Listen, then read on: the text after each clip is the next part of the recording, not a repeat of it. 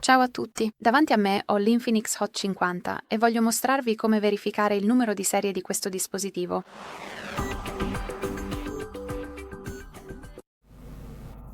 Quindi iniziamo aprendo il tastierino e inserendo un codice speciale che è asterisco cancel 0 6 cancel. E come potete vedere, in fondo a questa finestra pop-up abbiamo il numero di serie di questo dispositivo. Quindi tocchiamo su OK. E ora un altro metodo tramite le impostazioni. Quindi apriamo le impostazioni.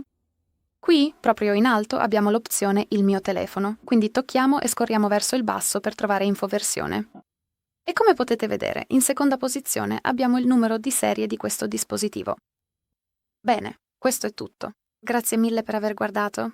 Per favore iscrivetevi al canale e lasciate un like.